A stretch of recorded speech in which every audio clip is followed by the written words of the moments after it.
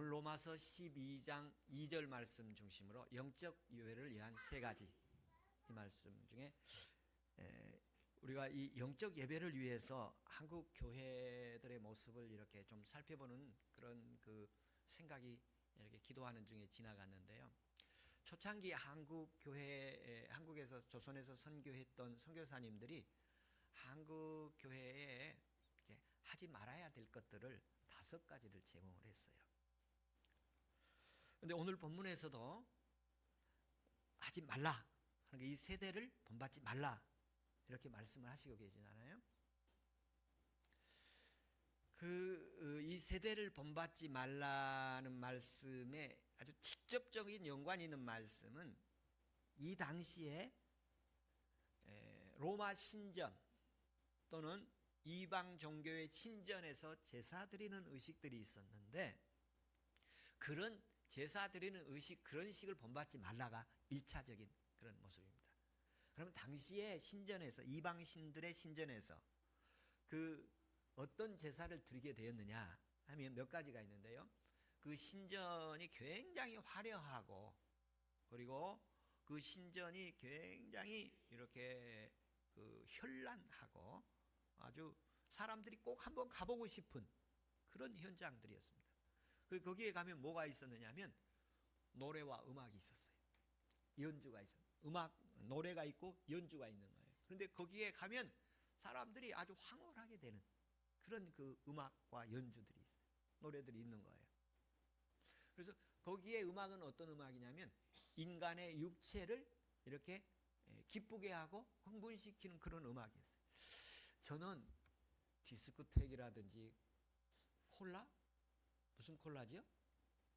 콜라텍인가요? 아무튼 그리고 카바레라든지 또 요즘에 있는 젊은이들이 많이 가는 그런 곳들을 제가 한 번도 가보지는 못했어요. 그러나 이렇게 영상들, 뉴스나 이런 영상들을 보면서 보면 거기 들어가면 몸이 저절로 움직인다고 그래요.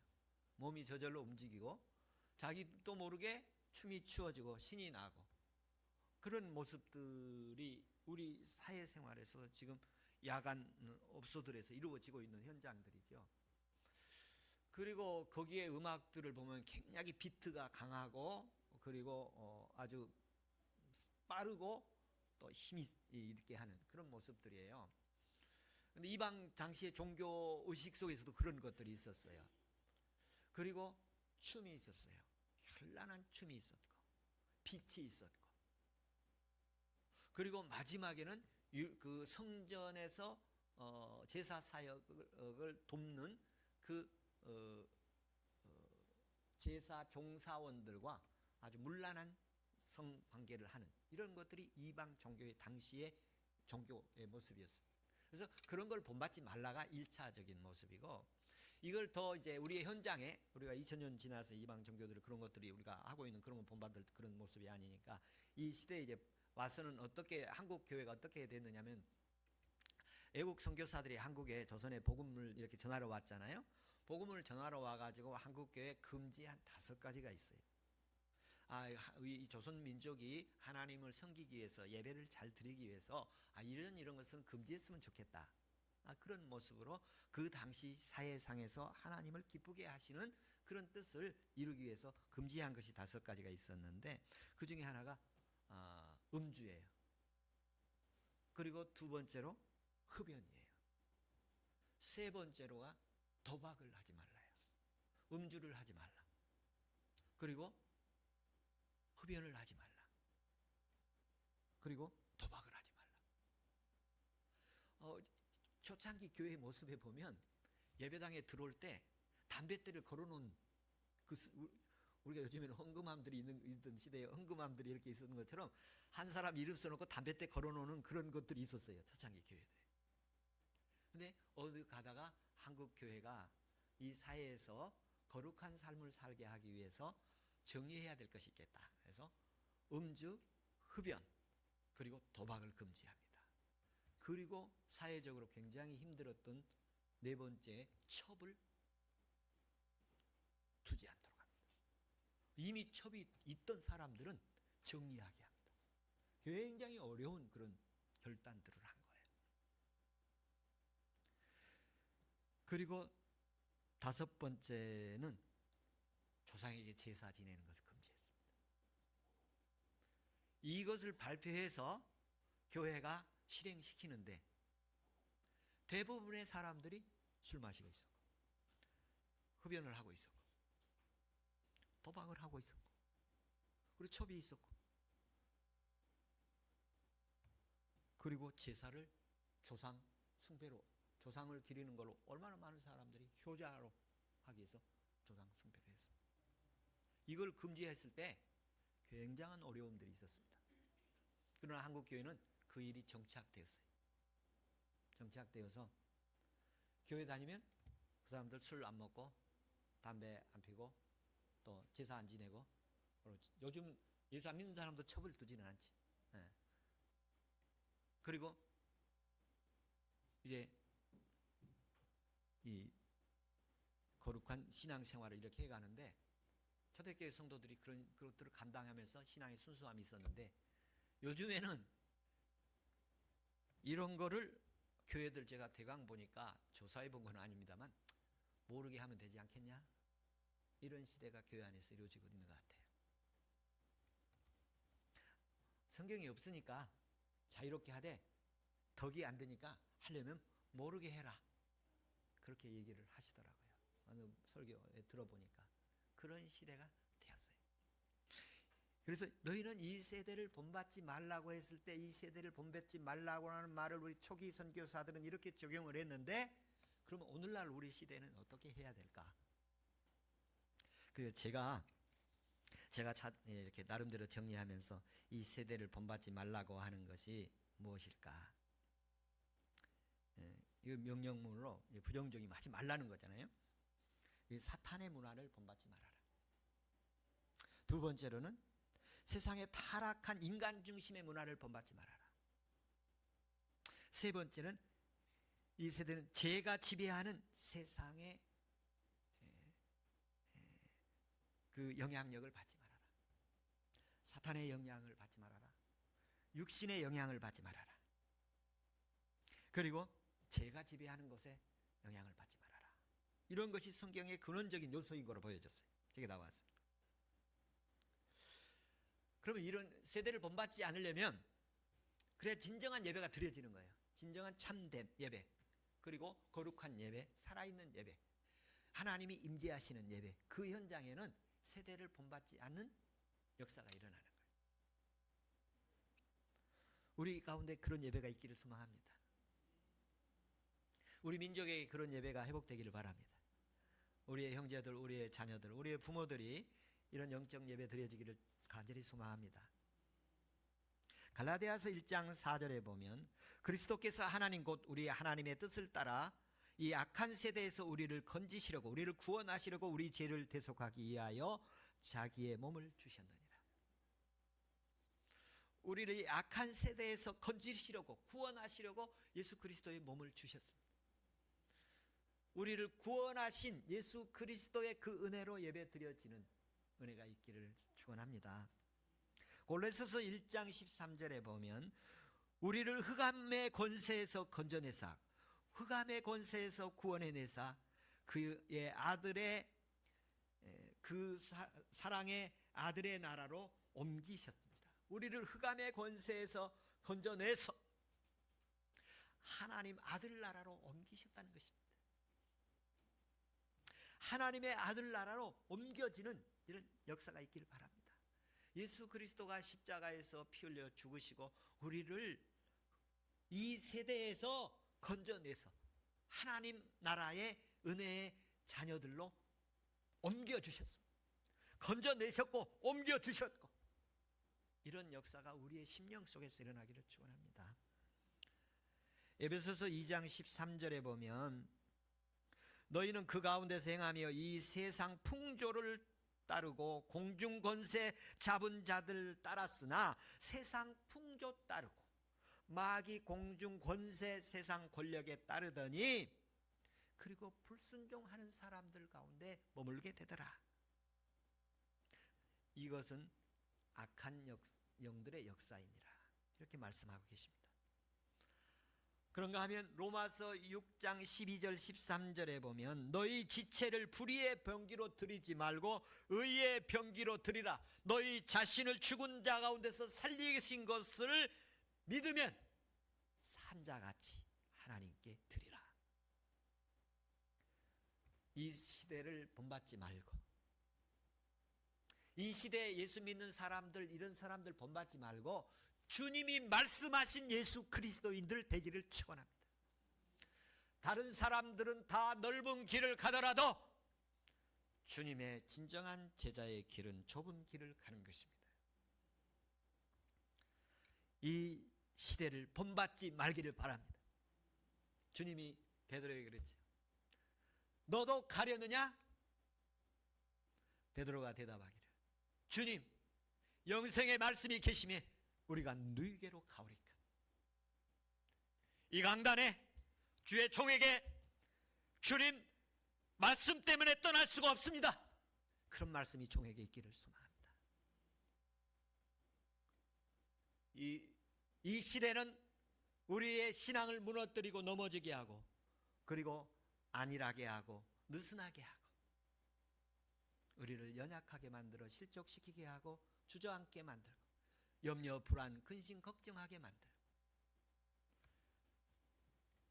성령의 역사는 우리에게 다시 일어나게 하고 힘을 주셔서 다시 시작하게 하고 힘을 주셔서 열심 내게 하고 힘을 주셔서 우리에게 다시 기도하게 하고 찬송하게 하시는 이 은혜가 우리에게 있기를 간절히 축원합니다. 두 번째 말씀은 마음을 새롭게 함으로 변화를 받아라, 그렇게 말씀하고 있습니다. 1절, 2절에 두 번째 명령문으로 되어 있습니다. 변화를 받아라. 이 부분은 마음을 새롭게 하라, 그리고 그것이 변화가 돼야 된다, 그런 말씀이신데 이것도 명령문으로 되어 있습니다. 긍정적인 명령문인데 이 마음을 새롭게 함으로 변화를 받는 것, 말씀은 우리 인간의 내면을 변화시킬 수 있습니다. 변화는 생각과 추구하는 것을 바뀌는 것을 말합니다. 생각이 바뀌었어요. 예수 믿으면 어떤 현상이 일어나냐면 생각이 바뀝니다. 가치관이 바뀝니다. 돈보다 믿음이 더 중요해집니다. 돈보다 주님이 더 귀해집니다. 이건 누가 하시느냐? 성령이 내 안에 들어오시면 내 생각과 내 의식, 목적, 지식들을 바꾸는, 변화시키는 그런 역사가 있습니다. 여러분, 에베소서 2장 2절에서는 이렇게 말씀하십니다. 너희가 전에는 세상 풍조를 따르고 불순종하는 아들과 가운데 살더니, 어두운 가운데서 살더니 지금은 빛의 자녀가 되었느니라. 불순종하는 그런 시대예요, 이 악한 어두운 세대는. 그래서 하나님을 불순종하고 부모를 불순종하고 기존 체제를 불순종하고, 그리고 거짓으로 조작하고 선동하고 분열시키고, 그리고 자기 편을 만들어 편을 가르고, 더러운 영, 어두운 영, 미혹의 영들이 마지막 시대에 나타날 거예요. 그런데 그런 것들을 이 마음의 변화가 일어나면, 새롭게 되어지면 인간 중심의 시대에서 하나님의 은혜로 이렇게 변화가 일어나게 되어집니다. 그래서 여러분, 하나님께서 마음을 새롭게 한다. 고린도후서 3장 18절에 보면 그와 같은 형상으로 변화되어 영광에 이르니 곧 주의 영으로 말미암으리라. 어느 날 자기가 변화가 된 것이 보이는 거예요. 왜 보이느냐면 십자가가 보이는데 거기에 주님이 계시는 거예요. 십자가를 보는데 저기서 나를 위해서 대신 죽으신 예수님이 보이시는 거예요. 십자가 보이니까 예수님이 피를 흘리는 모습이 보이는 거예요. 나의 죄를 위해서 대신 죽으신 모습이 보이는 거예요. 이거는 지식으로는 알더라도 그렇게 마음의 변화가 일어나는 것은 성령의 역사가 아니고는 불가능한 것입니다. 우리가 그렇게 되기를 원하는 것은 무엇가 있어야 되느냐면 하나님 앞에 간절한 긍휼을 바라는 마음이 있어야 됩니다. 하나님 나를 불쌍히 여겨주셔서 나도 십자가의 예수님 보고 믿기를 원합니다. 그래서 도마가 그랬잖아요. 보고 믿겠나이다. 보기를 원하니. 그럼 주님이 왜 의심하느냐? 그리고 보여주셨잖아요. 십자가의 주님 만나시기를 축원합니다. 부활의 주님을 만나시기를 축원합니다. 그 주님이 우리 가운데 들어오시면 우리가 새롭게 보입니다. 마음의 변화가 일어나고 가치관이 달라집니다. 제가 이 말씀을 준비하면서 몇 가지 보이는 게 있었는데요. 우리나라 가난하고 힘들고 어려울 때 67년대 이렇게 가장 힘들 때 예수 믿으면 건강해지고 부자 되고 범사에 잘 된다. 그래서 가난하고 병든 사람들이 예수 그리스도를 믿게 해서 큰 목회를 이루신 분들이 계세요. 또 강남이 개발되면서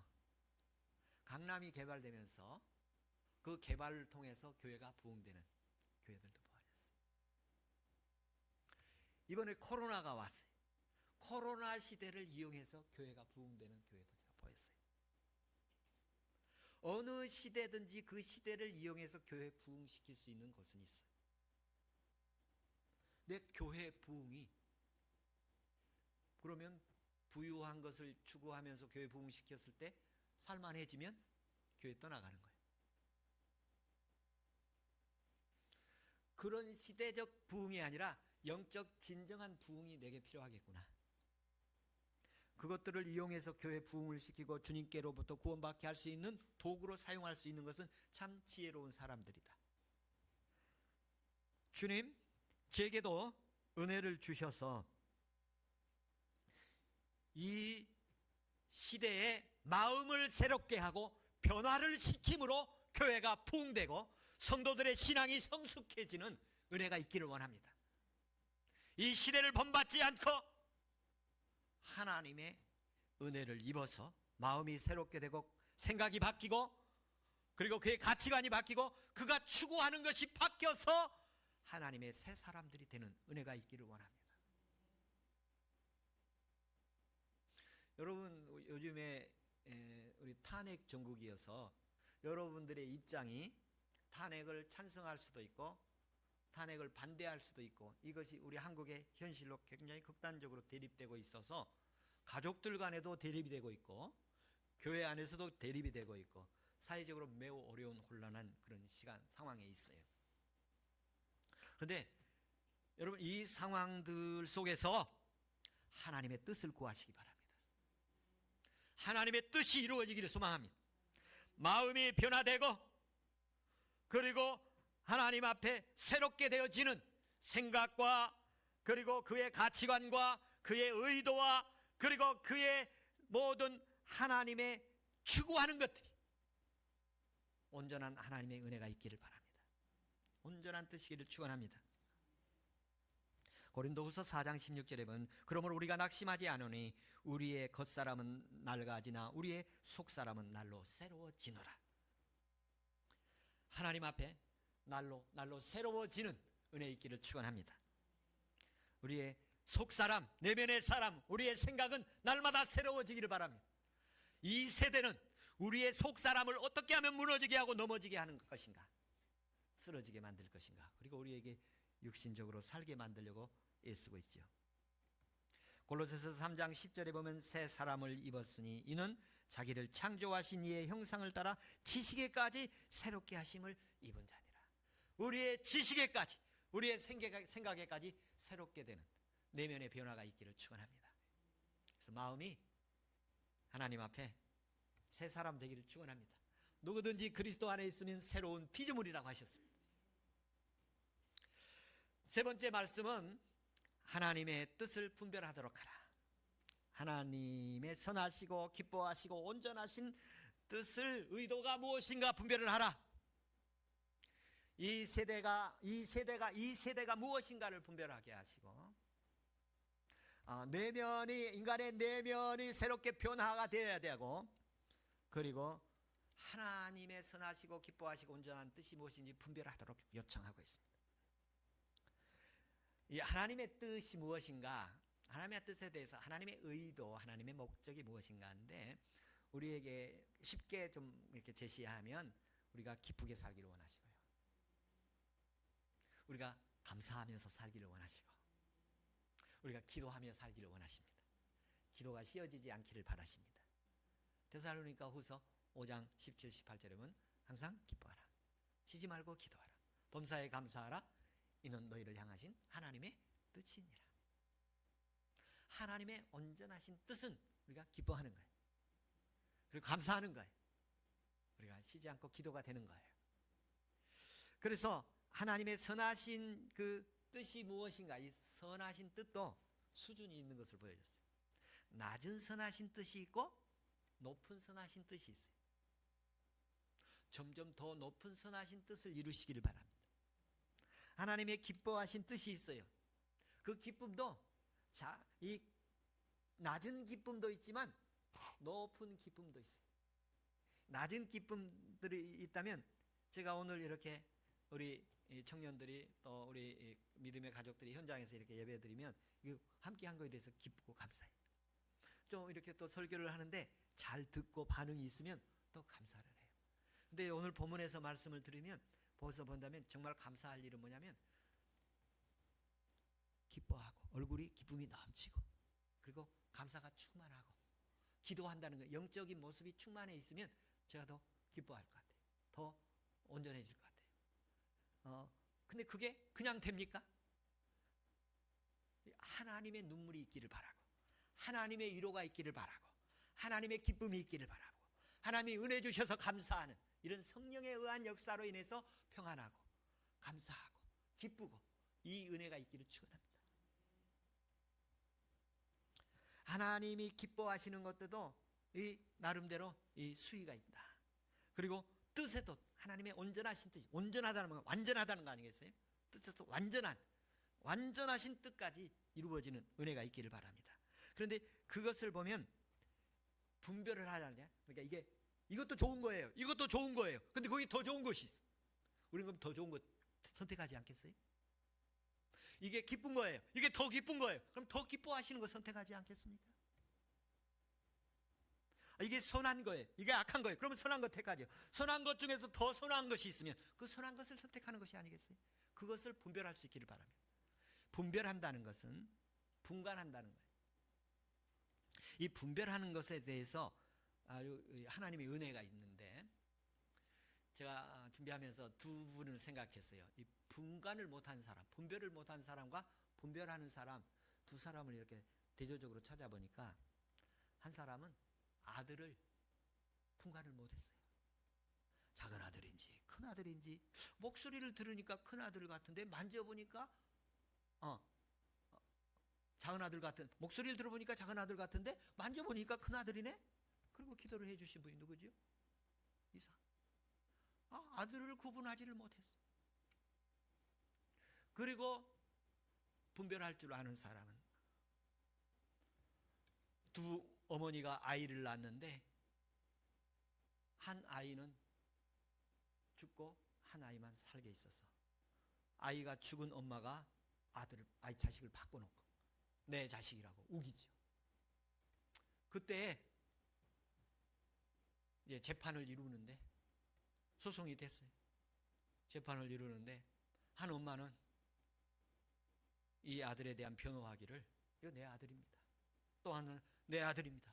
주장이 너무 강해서 판결하는 솔로몬 왕이, 그러면 이 아이를 둘로 나눠라. 그러니까 가짜 엄마는 그렇게 하십시오, 진짜 엄마는 아닙니다, 제가 양보하겠습니다. 그렇게 얘기가 나오죠. 그리고 진짜 엄마에게 그 아이를 돌려주게 하죠. 거기에 분별이 있었던 거죠. 분별 속에는 뭐가 있었느냐면 지혜가 있었어요. 지혜가 없으면 분별하기 어렵습니다.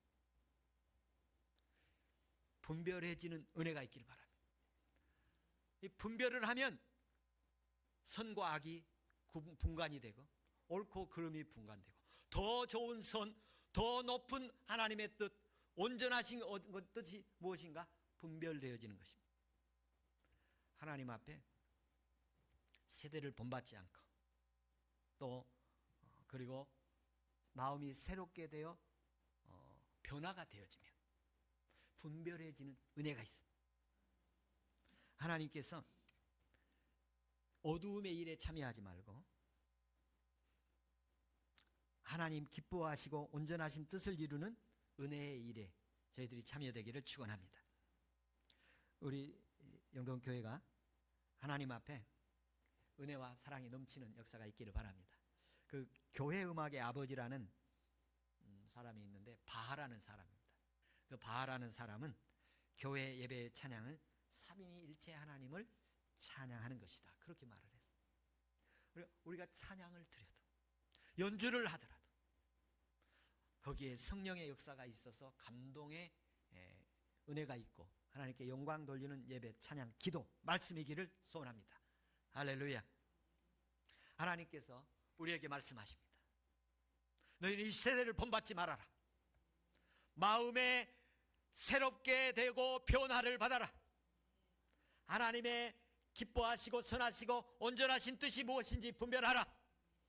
이 은혜가 한 주간 있기를 축원합니다. 우리 함께 말씀을 생각하면서 기도하겠습니다.